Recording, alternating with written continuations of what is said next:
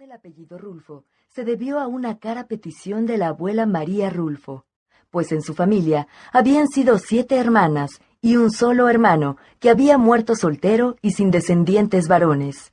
Doña María no quería que el apellido se extinguiera, de modo que pidió a sus nietos que adoptaran el Rulfo como primer apellido, y los padres consintieron en ello. En 1919, la familia Rulfo se establece en la localidad de San Gabriel. Ese año nace Francisco, y en 1922, Eva, los 2 hermanos menores del niño Rulfo. El 1 de junio de 1923, la fatalidad se cierne, por primera vez, sobre los pequeños Rulfo. En una riña personal, con algún miembro de una de las bandas de gavilleros que subsistían tras la Revolución, el padre muere de un disparo en la nuca. El pequeño Rulfo, que a la sazón tiene 6 años, es consciente del hecho y lo reconoce con dolor. Solo la muerte puede explicar la repentina ausencia de su padre y el clima de tristeza y angustia que se vive en casa. Poco tiempo después, el abuelo paterno también morirá en circunstancias de reyerta. Serían aquellos aciagos eventos, sumados a la insatisfacción del campesinado, pues la revolución nunca pudo remediar eficazmente sus graves problemas económicos sociales, que originaron en este sector marginal de la población mexicana sentimientos de desengaño, los que más tarde se apreciarán en algunos cuentos de Rulfo. En 1924 inicia sus estudios primarios en la escuela del pueblo, donde Rulfo es un niño retraído y huraño, que juega solo. Habla lo justo y necesario en clase, siendo un alumno que no brilla, pero que tampoco decepciona. Al año siguiente, se le traslada al Colegio de las Monjas Josefinas de San Gabriel.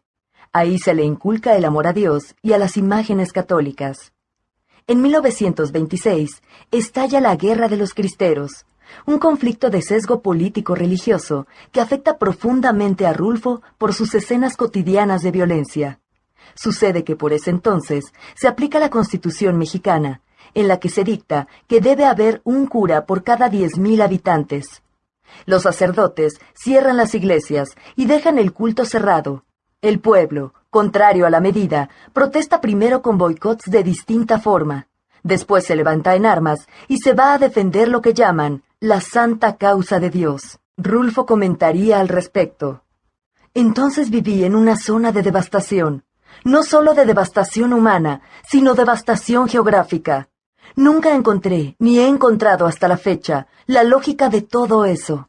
No se puede atribuir a la revolución cristera. Fue más bien una cosa atávica, una cosa de destino, una cosa ilógica. Al pequeño Rulfo le sorprende que las mujeres sean las más activas en el bando de los cristeros. Esposos, hermanos, primos y tíos son estimulados por ellas así. No eres hombre si no te vas a pelear por la santa causa de Dios. Además, las mujeres son una efectiva intendencia militar. Transportan las armas, las resguardan y se encargan de todo lo relacionado con la logística bélica de los cristeros.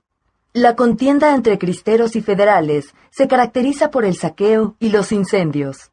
Para el niño Rulfo, Jalisco no es solo escenario de fenómenos caracterizados por la violencia de la naturaleza, sequías, aluviones y huaicos, sino también de la violencia humana más extrema, fusilamientos, torturas, secuestros y robos.